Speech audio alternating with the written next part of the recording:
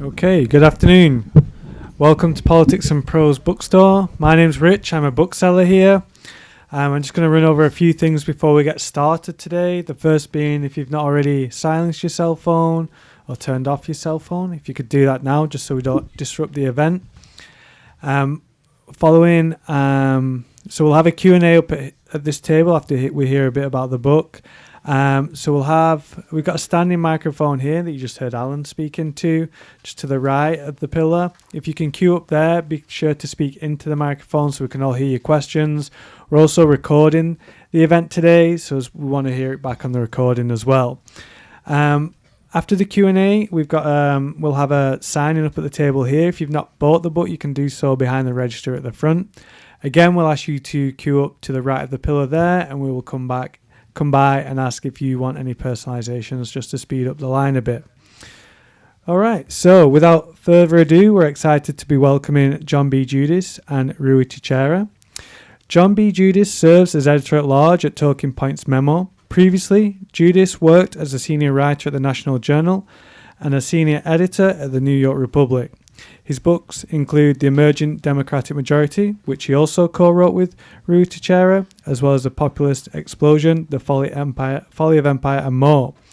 And Ruy Teixeira is a non-resident senior fellow at the American Enterprise Institute, politics editor of the Liberal Patriot newsletter, and a contributing columnist at The Washington Post. He is the co-author of Emerging Democratic Majority, along with John B. Judis, as mentioned earlier, and America's Forgotten Majority, as well as the author of The Optimistic Left, among other titles. So they'll be talking about their new book, Where Have All the Democrats Gone?, in which they reveal the tectonic changes shaping the country's current political landscape that both pundits and political scientists have missed. So they'll be in conversation with Megan McArdle. She is a columnist at The Washington Post, where her work covers the intersection of business, economics, and public policy.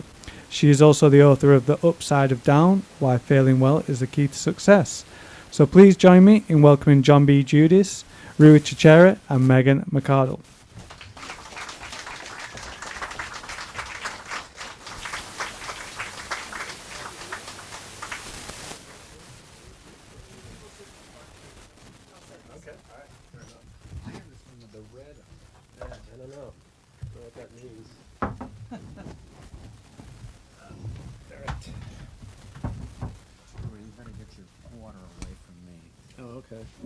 I have hepatitis. All right, just don't sit too close. Let's see, I have all of these. Hi, everyone. Welcome.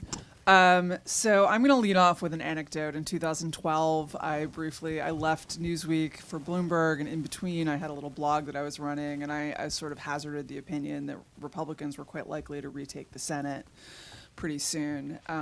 And somewhat to my surprise, I was absolutely inundated by people who said, you don't understand. The Republicans are now a rump party confined mostly to the South. They will never again win a presidential election in our lifetimes. And I was a little surprised and taken aback. And so I tried to figure out where this was coming from. And I traced it back, ultimately, to Patient Zero, a little book called The Emerging Democratic Majority, which had been published in 2002. It was a very good book, I should be clear. But it had taken on a kind of mutant life of its own as a prophetic promise that Democrats, basically with a combination of by bringing together racial and sexual minorities, professionals, et cetera, would basically just dominate elections in the way that FDR had and the Democrats had dominated elections between 1930 and 1980.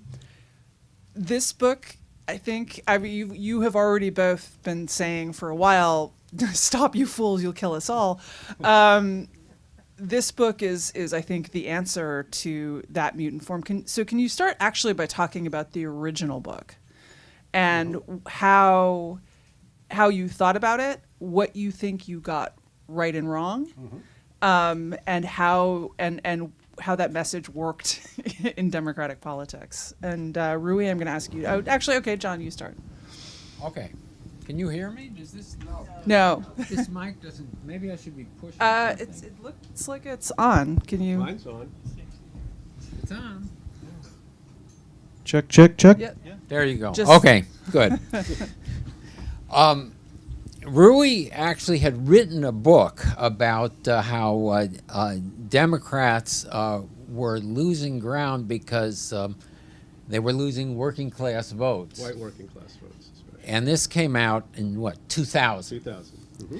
I was working for the New Republic, and I started to see these changes among professionals. And by professionals, I don't mean necessarily doctors and lawyers and people like that, but nurses, teachers, that the composition of the Democratic majority was changing. And we got together and pooled our ideas and came up with the idea that a new majority, it wouldn't be as dynamic or as long-lasting necessarily as the old New Deal one, but it would be an advantage that would last, a decade or two, based upon, first, minority vote, which had, become solidly Democratic over the previous 50 or 60 years, and would constitute a quarter of the electorate after a while. Women who came into as Democrats really in 1980. Gerald Ford actually won the women's vote, and particularly single women, and over the issues again of welfare and moral majority, abortion, which, as you know now, is a big issue for Democrats. So those two, plus professionals, college educated, based in these large post-industrial metro centers like the one we live in, that were growing rapidly. And if the Democrats were to retain about 40% nationally and more than a majority in the Midwest, Rust Belt kind of states of the old white working class vote, which had remained somewhat loyal, they would be able to win elections. And we were writing it in 2001 when 9/11 hit, and we realized that this majority was not going to happen overnight because And it came out right before the 2002 election. yes, but in 2006 when Democrats take back the Congress, and then in 2008 when Obama wins, we were heralded as prophets and seers, and at that point, I wrote an article called "America the Liberal," based upon America the Beautiful, with the idea that this was our time had come. And then, lo and behold, in 2010, doom. The Republicans take back the House, and it suddenly starts to become apparent to us that our majority was not as solid as we thought it was. You want to take up the... Yeah, sure. I mean, that was a huge, or should have been a huge wake-up call for the Democrats, because one thing that people didn't emphasize enough about Obama's victory in 2008 is, yes, there were these elements of the so-called rising American electorate, but there was also relatively good performance among the white working class. He actually did quite well for a Democrat in the early 21st century, but that crashed and burned in 2010. I mean, if you look at where the voters who bailed out in the Democrats in 2010, especially in a lot of Rust Belt and industrial states, it was the white working class, just totally crashed. Now in 2012, Obama's able to get another term, and he gets another term probably more than anything else because he was able to bring back a segment of those white working class voters in the upper Midwest. If he did not do that, he would not have won the election. However, the way that election was summed up was, this is great. The Obama coalition delivered again, the rising American electorate, the coalition of the ascendant. We're in clover. All we got to do is keep the, pedal to the accelerator and let demographic changes sort of push American politics in our direction. And at the time, I thought that was completely stupid, and I tried to convince people it was, but it didn't quite work. 2014, the Democrats have another bad election. But that does not necessarily, and we see some of the same changes in that election in terms of the white working class votes that Obama had gotten back in 2012 desert again in 2014. So we're moving into 2016, but the way the party is thinking about itself is, we got this. We're on the right side of history. All the demographic and other forces are pushing in our direction. We just have to make sure we get our voters out to vote. And that's the only real problem. But at the same time, 2014, we see the rise of Black Lives Matter. We see Hillary Clinton sort of angling to be the presidential nominee, which in the end she is. And she runs in a very sort of, I don't know, wokish is the right term, but she really leans into these social issues. She really leans into identity issues. She's really very responsive to those currents in the Democratic Party. And famously, she at one point makes what we call a gaffe, which is when politicians tell the truth. She refers to Trump supporters as a basket of deplorables. And boy, that was like, she was already in trouble with these voters, but that kind of sealed the deal. So in the end, what happens in 2016 is the white working class deserts en masse from the Democrats, particularly in the Midwest, where the Democrats had actually held up relatively well in some places, but they just all went south. And it's incontrovertible that the reason Democrats lose that election is because of that double-digit shift in margin points toward the Republicans in that election. So after 2016 is when I think, John and I both really start thinking this is not quite being understood well, what's happening with the Democrats' coalition. They're relying too much on essentially a Bowdlerized version of our thesis, which is demographics is destiny. It's almost automatic the Democrats will become and remain the majority. And we started really, really trying to think that through. And one thing that really made an impression on me, so I was at the Center for American Progress at the time, which is the main sort of orthodox center-left think tank, was people didn't really want to understand why Trump had won that election. They wanted to think, and it comforted them to think, it's all racism and xenophobia. The people who deserted the Democrats were responding to Trump's racism and xenophobia, and that's all we need to understand. We don't need those voters. We don't want those voters. Instead of trying to think, what is the cluster of issues and ideas that Trump might have appealed to? Trump ran on a policy-heavy platform when you think about it. He talked a lot about trade. He talked a lot about immigration. What did Hillary Clinton talk about? If you look at her ad distribution, it was primarily Trump's a bad man. Orange man bad. That was basically the thesis, which worked with some parts of the population, but not with others. And as a result, we got Trump in 2016. So minorities. Huh?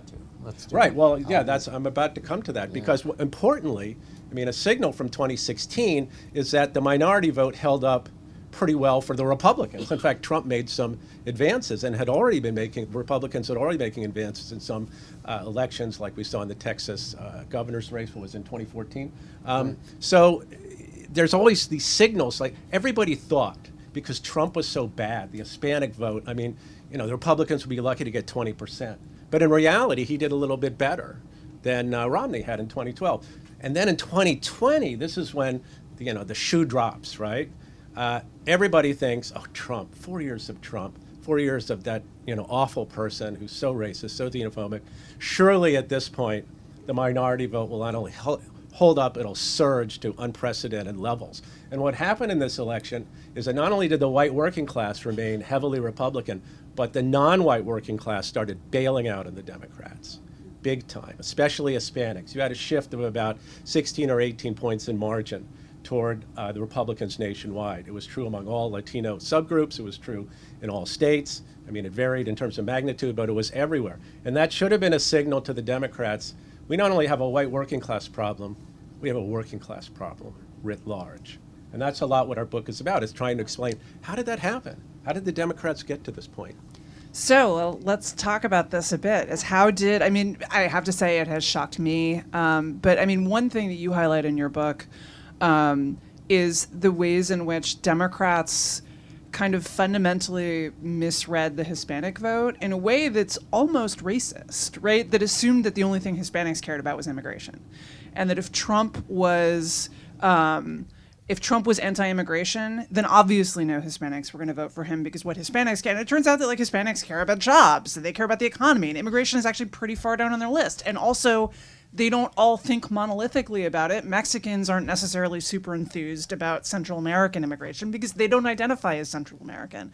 And all of those, how did that happen in the Democratic Party? That seems to me to have been the biggest miss in the last 5-10 years. How did the Democratic Party, it's their voters. How did they miss that? I think the reason they missed it is, we talk about this in the book. over the last 20 or 30 years, in both parties, you have the development of a kind of shadow parties. It used to be that there was the electorate on the one hand, and then there was the governing coalition of the parties. And the governing coalition were things like the Council on Foreign Relations, a few think tanks in Washington, maybe some of the major media, but that was the real influence, and that's how you identified what the Democrats or the Republicans stood for. With the growth of social media, you get a much broader universe. And the kinds of organizations and media that grow up also are very much attuned to the polarization that social media encourages. So on the Democratic and the Republican side, you get an accentuation of the extremes on whatever the issue is, immigration, race, gender. On those kind of issues, and again, think Republicans also, think of how they've screwed themselves on abortion, which, people like Trump and, 3/4 of the Republicans in the Senate probably don't give a damn about abortion rights. But again, how this powerful shadow parties influence what the politicians do and how the parties are thought of. And that's what happened basically with immigration. The Democrats were taken in by the lobbies. They were taken in by the media. You have these national media who use terms like Latinx. And again, you've probably seen these polls when they actually asked living, breathing Hispanics about it. I saw one where it was 98% disapproved of the term, but you see it very commonly in the major magazines and the media because it's become a kind of cultural insularity. And again, you find the same thing with the Republicans, and it's evident in the House of Representatives right now. They're way to the right of the country itself. So you have both parties really gravitating toward their extremes, and the way in which elections get decided is whose extremes are salient. So let's say 2022, the Democrats win when it's abortion, right? And when it's stop the steal Trump stuff. The Republicans win when it's immigration, what else? What a crime! Absolutely, in New York, they lose both legislative and congressional seats on the defund the police issue. So again, and just one thing, like in 2020, you couldn't find a major Democratic politician who was supporting defund the police, right? Just like now, you probably couldn't find one that says Latinx. But nonetheless, the party became identified with that. And that's, again, part of the way that politics has changed, and it's a product of social media, and it's a product of the party themselves becoming identified with their shadow parties. Yeah, the role of the shadow party is just so key. I speak as someone who used to be in the belly of the beast, as it were, at the Center for American Progress. And over time, I was there for almost 20 years, and I could see the whole Washington advocacy community, the nonprofits that were linked to it. You could see it happening in the foundations we related to. Obviously, you see it in academia. You can see it in a lot of the media as it's evolved in the last 20 years.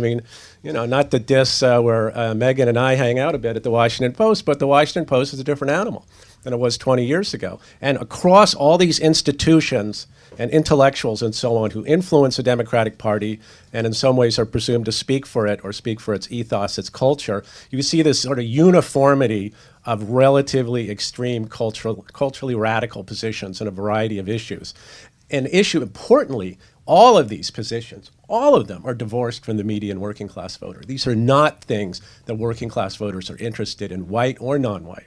And this has a huge effect because, yes, Democrats can argue and they will argue, but what about our policies? They're great, don't they realize that voting for us is in their interest? Well, the fact of the matter is if people don't think you have their values. And if they think that you look down on them, and they think that a lot of the things they care about, like public safety or the border or whatever, are things that you don't care about and you don't take seriously at all, your priorities are different, that is going to be a barrier for getting them to like look at your economic program or something and say, oh, that's great, I love the Democrats.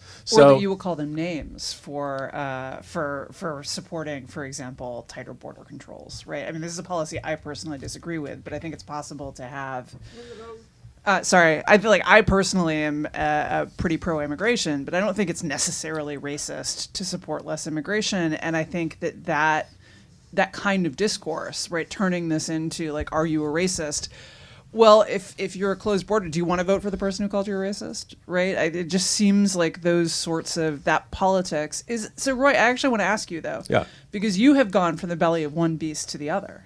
You've gone from the Right. belly of, from Center for American Progress to the American Enterprise Institute. Guilty as charged. Well, I mean, the question I have is there an asymmetry between the parties on how this plays out? Not to say one party better or another than the other, but does it work differently? Is there one party, for example, that is more responsive to its base, that is better, that is nimbler, or where the groups are more connected or not? Is it pretty symmetrical on both sides? Right. Well, I think that's a little debatable. Which one is worse? I mean, I think in a lot of institutions that are connected to or affiliated or adjacent to the Republican Party, you wouldn't be able to say what you really thought either. But, the Sure. American Enterprise Institute, God bless them, is more of a heterodox, not exactly heterodox, but they're a tolerant place. It's a scholarly, think tank where people... A big tent. It's a big tent. And, I'm a social democrat and obviously don't agree with them on a lot of economic issues, but they don't care. I still can say what I want about the issues I care about. So that's good. You could not do that at the Center for American Progress, just as a loose, sort of apples to apples comparison, two big think tanks. Center for American Progress, you could not be a Republican or conservative and be in that institution. You could not do it. It would not work. You would not be able to get anything done. You wouldn't be able to write anything. At AEI, I can basically do what I want. So, yeah, are they center-right? Damn right they're center-right. But, they're not intolerant. And to me, that's huge. The issue of tolerant discourse, sort of debating policy on the basis of reason, logic, and evidence is key. And that illiberalism that has taken over huge sectors of the Democratic Party and its infrastructure, to me, is just anathema. And of course, we see the same thing on the Republican side. You can't be very heterodox and be at Heritage, for example. Right. No, that's why I didn't go to Heritage. Not that they asked me, but anyway. So talk a bit more about these shadow parties and how that happened, right? How did we, when my dad was growing up in the Democratic Party in the 60s, right, he went to, there were Democratic Party dances, there were Democratic Party retirement dinners, there were all of these events, right? And so you did it, there were the unions, obviously, have a big, they're connected directly to their membership. And my sense now is that even among unions, it's not nearly that tight. It's not that the union sort of is, they'll have potluck dinners or whatever, but it's not that the union is this organizing force for your whole social life in the way that it was in the 60s. And did that just create a vacuum that the groups rushed in to fill, or is there something else going on there? Yeah. Well, in the 1950s, as late as then, about a third of American families were union families. Third of American non-farm workers were in organized labor.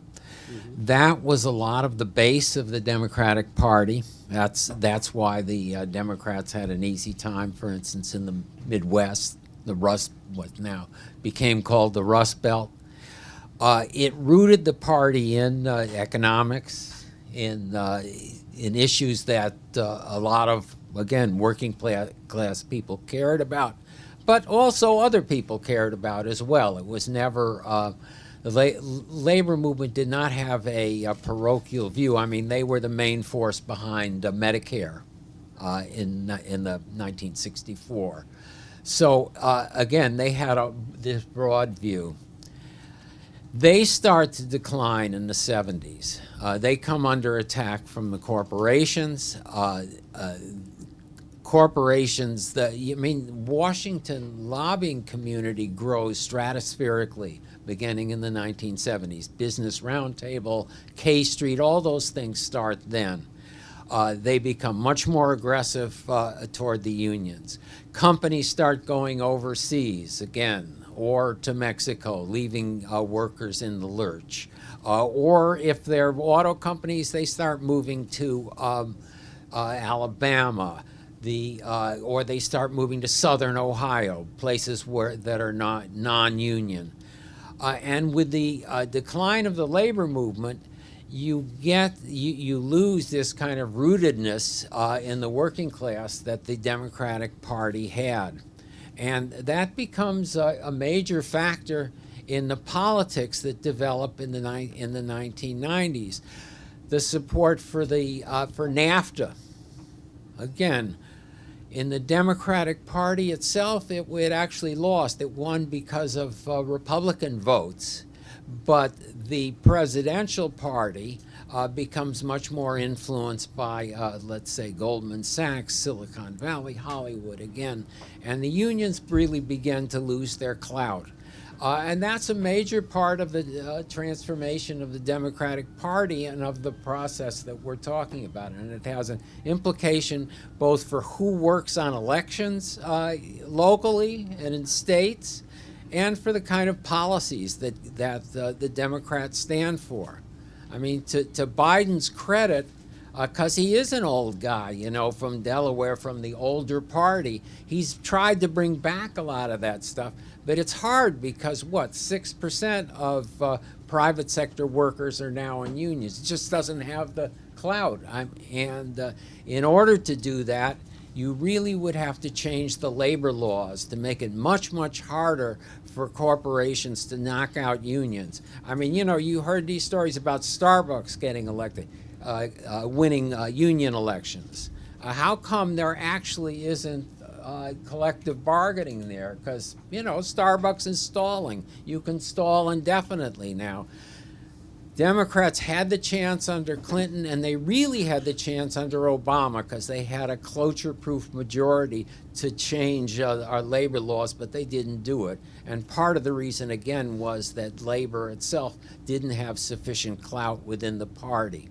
So one question I have, right, there, you know, a lot of, the book is great, by the way. Everyone should buy it. Should buy multiple copies. Wonderful Christmas gift. I'm going to buy one for my father and get them to sign it on my way out. But the question I have, right, is what if it's not possible? What if getting all the college-educated people in one party just kind of naturally functions as working class repellent? And what do you do about that problem? Well, I mean, look at who the major strikes have been now. The UAW on the one hand, but the actors and writers. A lot of the nurses were Bernie's main support, and teachers. So, you know, it's not again like the college-educated are necessarily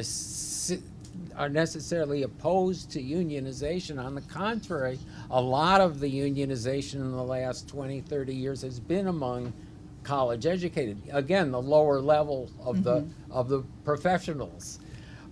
It's just a question of developing a politics that appeals not only to people who went to college, but people who haven't, people who don't necessarily live in the Bay Area or Boston or whatever, but in mid-sized towns, Evansville, Muncie, you know, you name it, Erie, Pennsylvania, and that's where the Democrats have really been heard. Yeah, I mean, it's a big, big country we live in, and there's a lot of people who are college graduates. A lot of people are white college graduates, which is where the Democrats have done the best in terms of moving people in their direction. But who are the white college graduates? They're people who live in the kind of areas that John talks about. They live all over the country. They live in ex-urban areas, suburban areas. Some even live in rural areas. They live in cities that are much more conservative than Washington, D.C. And if you look at the actual views of white college graduates, most of them are not even liberal, especially not very liberal. They're moderate to conservative.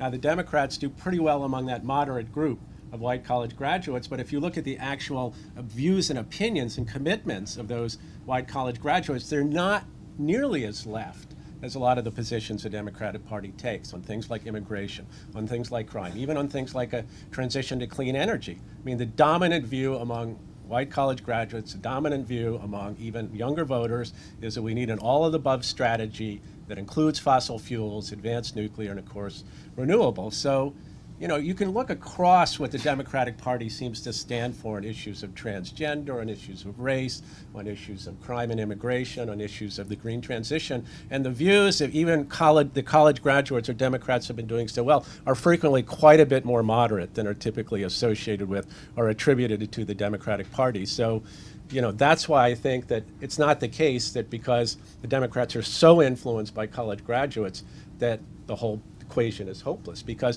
the problem is, it's not that they're influenced by college graduates. They're influenced by white, liberal, youngish college graduates who control to some extent, really inhabit the shadow Who are party living in and like staff 5 it. cities in the Who United live States, in right? cities like this one. So Yes. those people are really different. I mean, Pew has done a study on this as well as the More in Common group. And the people who you might describe as progressive activists or progressive leftists, it's like 6 to 8% of voters. It's not that big, but they're all in the Democratic Party. And they punch way above their weight in terms of what the party does, what its policy profile is, and what its culture is. So how do we fix it? How do you talk a little bit about what the next step is? You've sort of hinted at it, but outline what that that program, as you talk about at the end of the book, outline what that would look like. What is a program that unites the Democratic Party, brings together these Time factions? for our disclaimer to begin with. Yeah, here's our disclaimer. Now, the emerging Democratic majority was a book of prophecy. It was predictive. Yeah. This book overinterpreted, is yes. neither supposed to be prophetic, nor is it a guidebook for Democrats to win. What we're trying to describe in this book is the kind of party that America needs, a party that represents the many rather than the few, that brings forth issues that a majority of people care about and that will make the country better.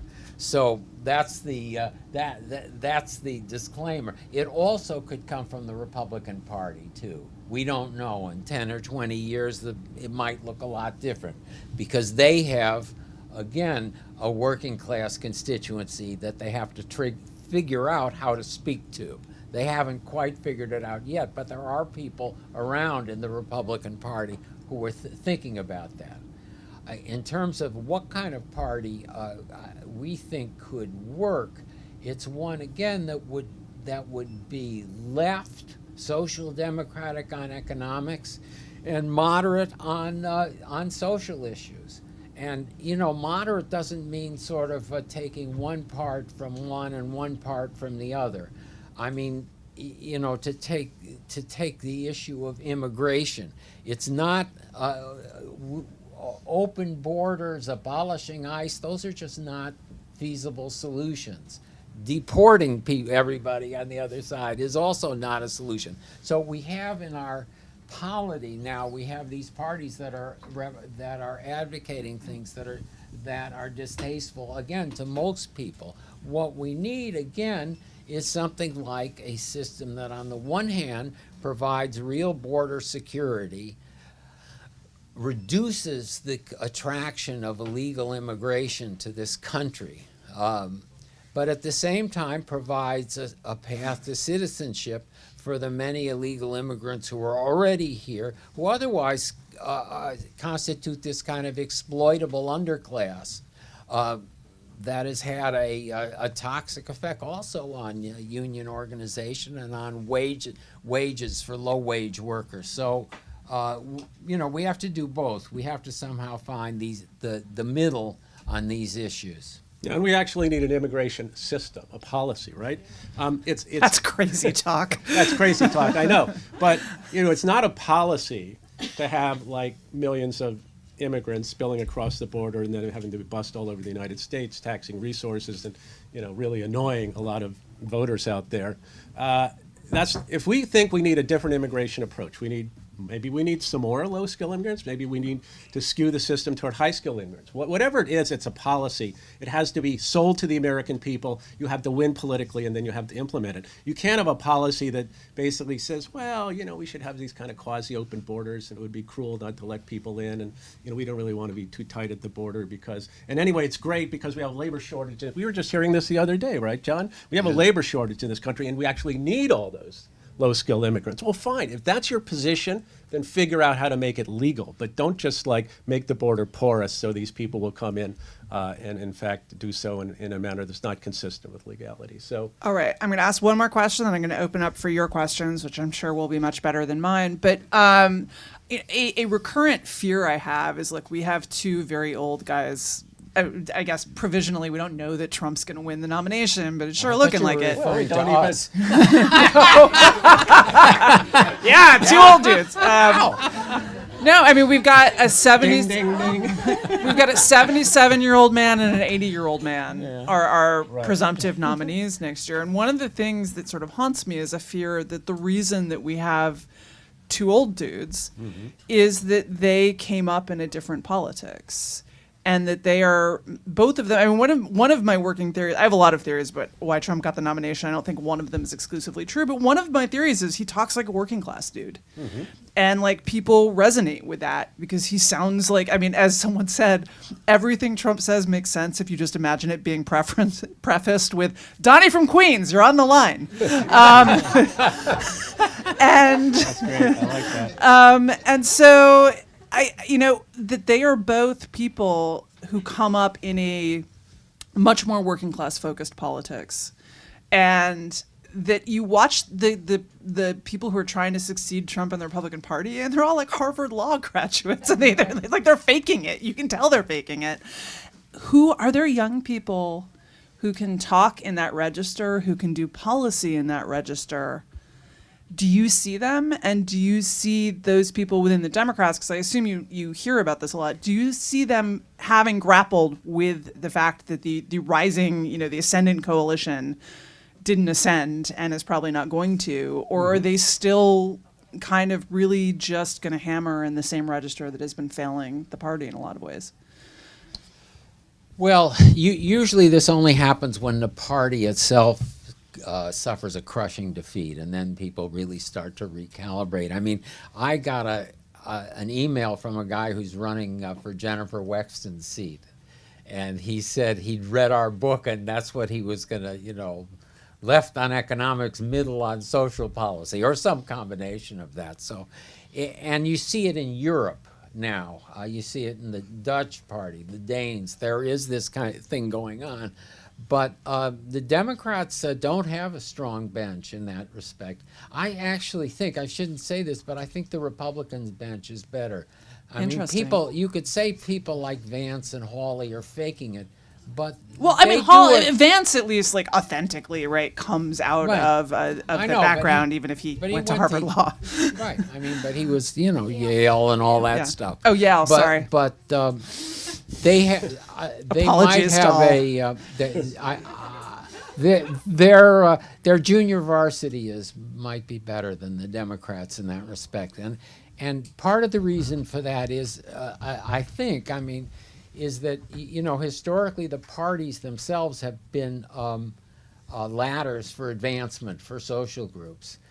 Democrats, women and minorities in particular.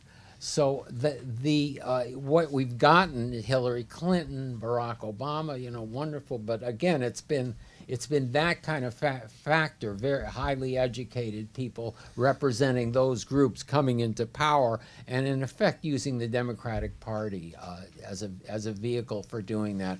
Whereas the Republicans are different in that respect. It's a smaller set of groups, yes, which means the coalition building is easier in some ways. Well, I do believe that it's just not the case that there aren't any Democratic politicians, for example, out there who can speak normie. I mean, a lot of it's, the pressure that's got to be put on them. They have to realize this is important to do. New people have to come forward who are comfortable with this.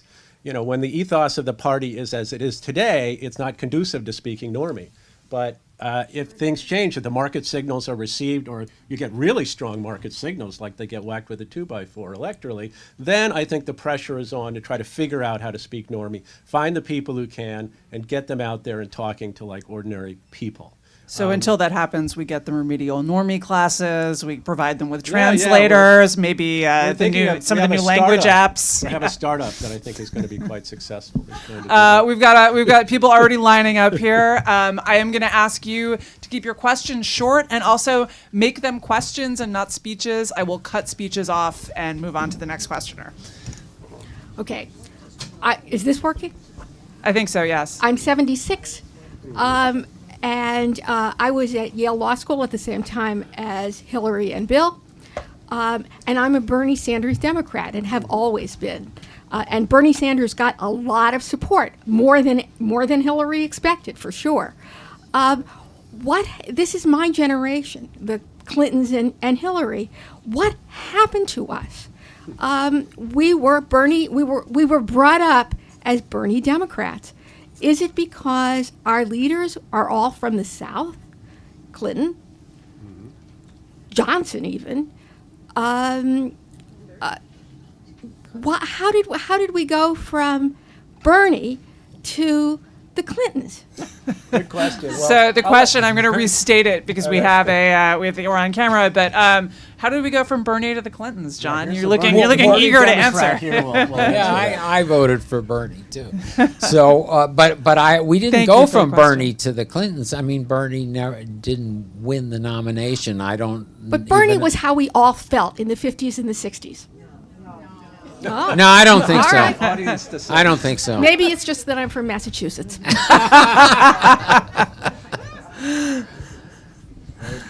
Hi, thank you for an interesting discussion. And as a Democrat, listening to future prospects of Democrats is always nice. But sorry to sound contrarian, I think we may be barking up the wrong tree. Okay. The basic problems of this country are the huge cultural divide. What constitutes a nation are some common social values. We are not one nation. I mean, to call ourselves USA is a misnomer if ever there was one. So I think what we need to talk about is maybe finally realize that the 200-year democracy has run its course and need to at least explore. I'm not trying to say encourage, but talking about a two-state solution here. Thank you very much. I'm actually gonna throw this out and rephrase it as a question. Is America too culturally divided to really be one country indivisible?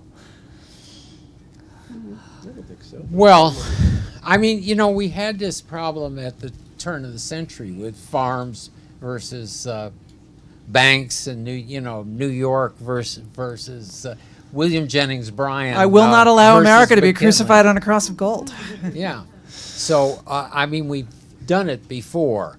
In fact, it used to be, 70%, even at the end of the Civil War, was rural farming, and, now it's, 4%. So you make these transitions, but we are in the middle of a transition, and manufacturing, mining, and that's the base of the Republican Party has been a lot of these communities, small towns, mid-sized towns that have been decimated in the last 30 or 40 years by factory shutdowns, mine shutdowns.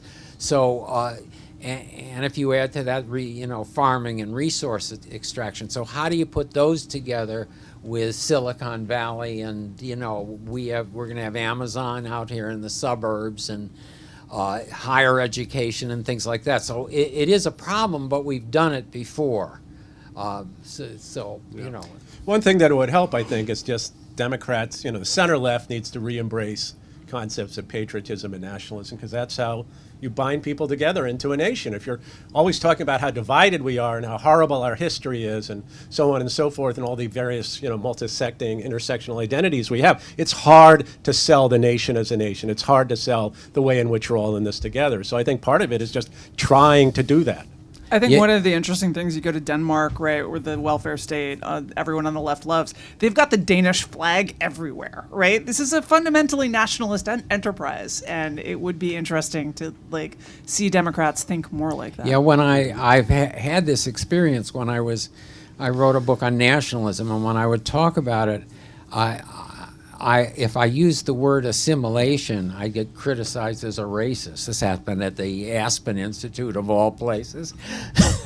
Another very good with a book. bunch of rich people. But it's our ideals again, assimilation, racial integration. It's one thing to start talking about color blindness as an excuse for racial discrimination. It's another thing to say, well, eventually we do want a society where people don't see things in black and white. Again, where there's differences in culture, but again, that it's not a it's not a pejorative distinction in any way, shape, or manner. Similarly, with assimilation, we want a society again where this just as happened after World War II to Jews, the Irish, Italians, all these Southern European people who'd been blocked by the 1924 immigration law suddenly became part of America. So again, that should be our ideal. And if you listen again to some of the shadow party people, these kind of terms like assimilation and integration have become dirty words, and I think that's a very bad thing. All right, Madam. First, I just want to respond to your, there's no bench in the Democratic Party. I just came back from knocking hundreds, if not thousands of doors in Northern Virginia, and we have quite a bench of a terrific group in that Democratic Is there a question Party. in there? Yes, there is.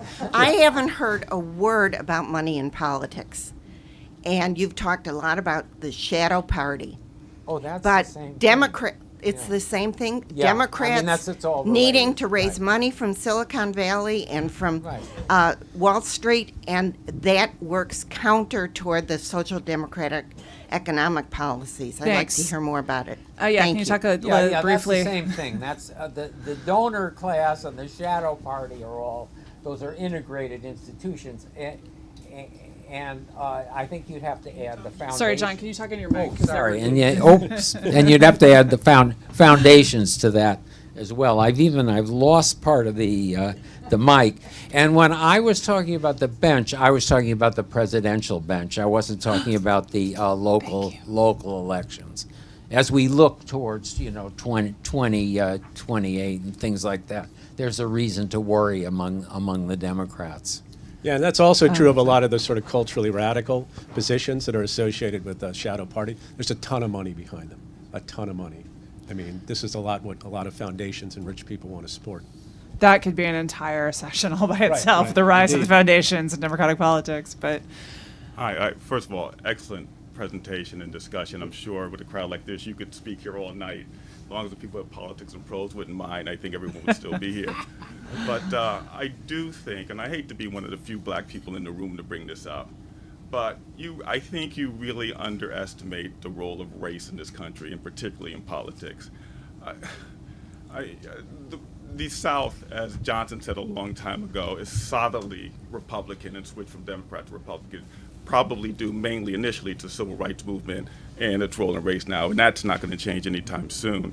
I think the role, if you look at elections very quickly, Harvey Gantt, when he was winning against Jesse Helms, and they did the commercial with the white hand squeezing the piece of paper and said, "I lost my job to the black guy."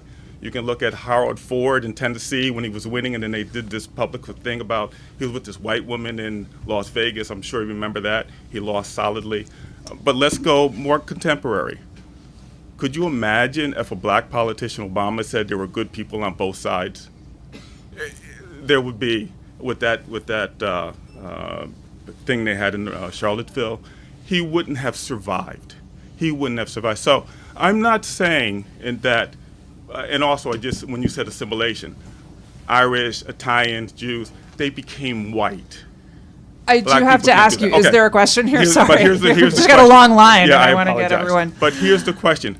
I think there's no way you can get around race. You just not in this country. And yes, Barack was president, and we saw the backlash to that with Trump. But I just don't see it. Give me some hope, folks. So this is really important, I think, and something that is, by the way, discussed more in the book than we got to here. But Warnock. Raphael, Things are changing.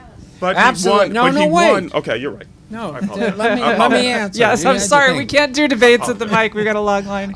No, I think, absolutely, race is a major factor in American politics, but things are getting better in many respects. The South is really changing. I mean, look at Georgia. I mean, they have 2 Democratic senators. One Looking of more whom like a is- purple state. Yeah. Demographics. Well, yeah, but Well, that's actually, part that's of not it. True.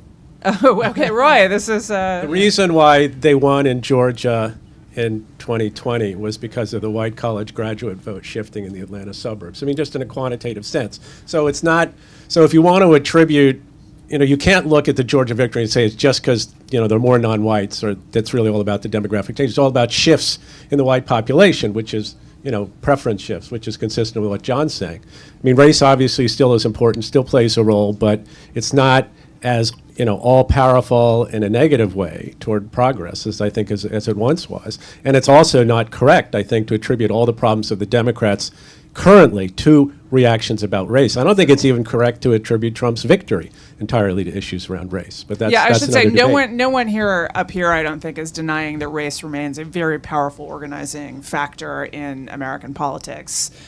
I mean, some of the problem too has been that on the one hand you get Republicans saying, well, let's cut welfare, right? Welfare Queen starts in 1980, Reagan. directed at primarily at blacks and the poor. And on the other hand, you get on the other side, you get politics of defund the police, reparations, that you just simply are not going to be able to build majorities in this country because people worry about public safety. So, I mean, in that sense, race was an issue in 2020 and 2022, but it ran against Democrats because people, including black voters, identified it with a threat to public safety. So, it's a. Yeah. Sir, thank Anyway, Chapter 8. Reach you. Chapter 8, yes. Yeah. Forward to it. Thank you. Yes, my question is about age demographics. Trump won the large majority of elderly people in 2016 and 2020. Since 2016, 5 million elderly people have died, and 50 million young people are now eligible to vote. Do you think this is going to have an effect on the election? This is a really interesting question. How do age demographics affect what the Democratic coalition is going to look like? Yeah, I mean, I think that's an interesting question. I mean, my sense is from, I sort of am a student of following debates about Democratic strategy and how the conventional wisdom is evolving in Democratic circles. And I think the conventional wisdom about how the part of the rising the sort of instantiation of the rising American electorate was based around non-whites. Is sort of people are talking about that less because they're aware of the way in which non-whites have moved against the Democrats, and that's based sort of canceling out the effect of having more non-white voters. But the new kid on the block is what you're talking about, age, generations. Basically, the idea is, people are exiting the electorate at the other end, and every year we have more Gen Z and millennial voters, and they kind of lean Democratic, so isn't that, in the end going to overwhelm the other side? And my answer to that is it's somewhat similar to the issue of, what's happened with non-whites. This is on all else equal kinds of things. Of course it's true if generations start as they come into the electorate being quite pro-democratic and they never change in any way, then by the mathematical logic of cohort replacement, they will eventually, tilt politics decisively in one direction. The problem is all things are not equal, and we already see attrition taking place among Gen Z and millennial voters. They're not as pro-democratic as they once were. You look at the latest data from 2024 trial heats, and Democrats are massively underperforming among voters under 45, particularly among voters under 30. So, and the reason for that is that these voters are very dissatisfied about the economy. They're not nearly as radical in a lot of issues that Democrats think they are, as people would like to believe. I mean, for example, most people, voters under 30, which is basically Gen Z, it's like 60-40 on the question sort of rapid transition to renewables, which is sort of the heart of the Democrats' strategy around economics and climate. And among the 30 to 44-year-olds group, which is basically millennials at this point, is like 70-30. So they're not that radical.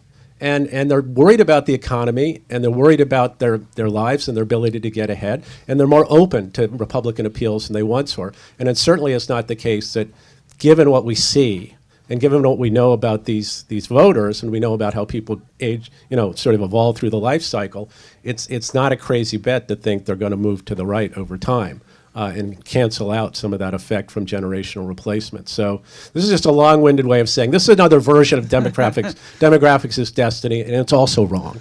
The Reagan Democrats would like a word. But, I'm sorry, I have to, global climate is a very, very, very big issue among young people. Very big. Well, I just pointed out, though, that their views on it aren't that radical. I mean...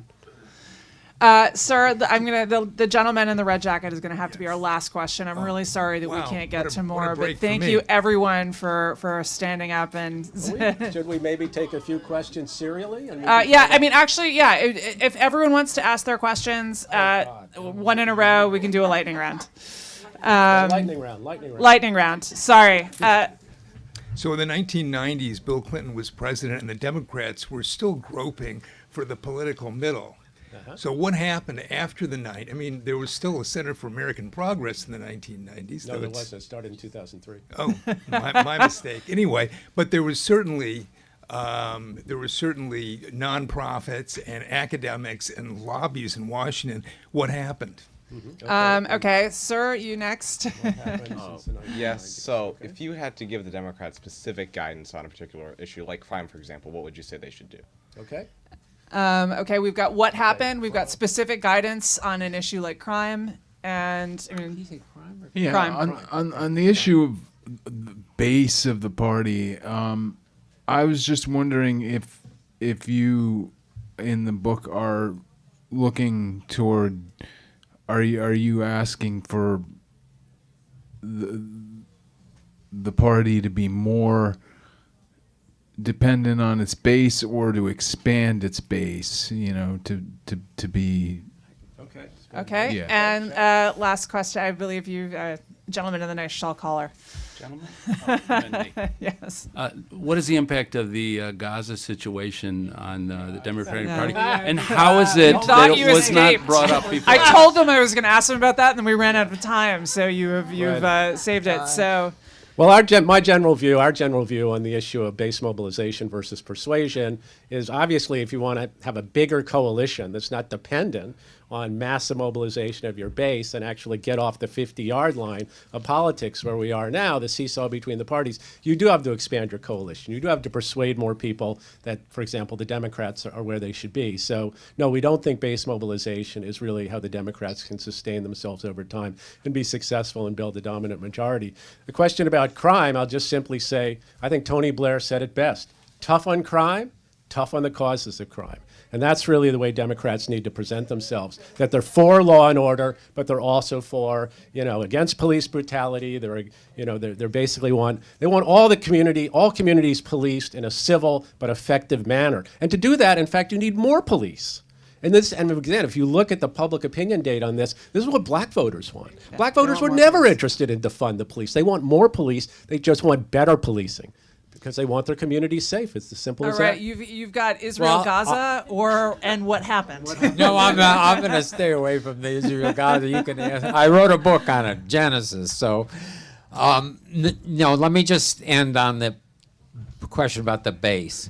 If you look at the polling over the last 10 years, what's happened is that Democrats and Republicans have shrunk in terms of when, let's say, Gallup goes out and says, what party do you identify with? And what's growing are the party of independence, the do not refuse to identify yourself with one party rather than the other. I mean, your political scientists will tell you that that group is made up of Democratic leaners and Republican leaners. But I think the real fact is that there's this enormous number of people who are disillusioned with politics and with Washington.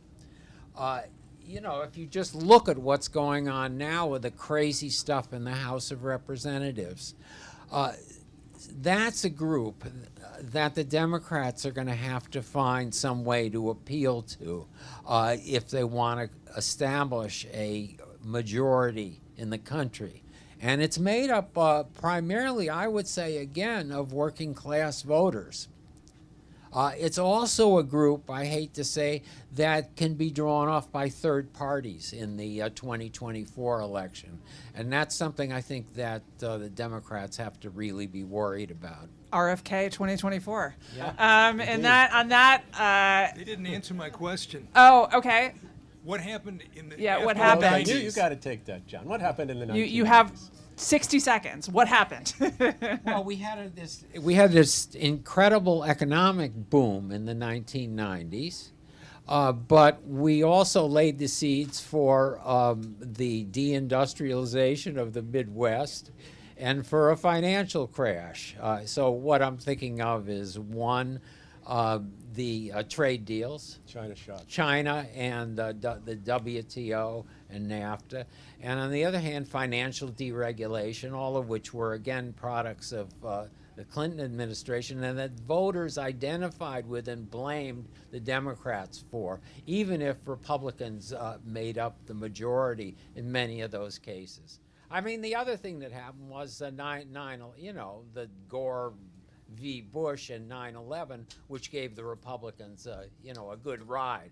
But if you look at in terms of whether there was any damage done, I'd point to those economic factors. I'm sorry, I have to pull. They're going to pull out the hook and yank us off if I don't. But they didn't answer my question, which is why did the shadow parties gain so much strength according to your Internet, social media. That's. Well, and also we talked about this earlier, filling the vacuum that was left by the labor movement. Yeah. I mean, it was crucial. I mean, they basically, and a lot of money comes in, a lot of activists, this is what they care about. There's huge shifts that take place within all these institutions that sort of build up the shadow party and all tend to speak with the same voice in a variety of issues, and there's a lot of money behind them. So over time, the things that used to anchor the Democratic Party and the working class deteriorate. Right? And the 90s is really the cut point for that, I think. And then we get into the 21st century, and it's just a fact of life. It's just what the Democratic Party's about to some extent. Thank you, everyone, so much for coming, and to our amazing panelists.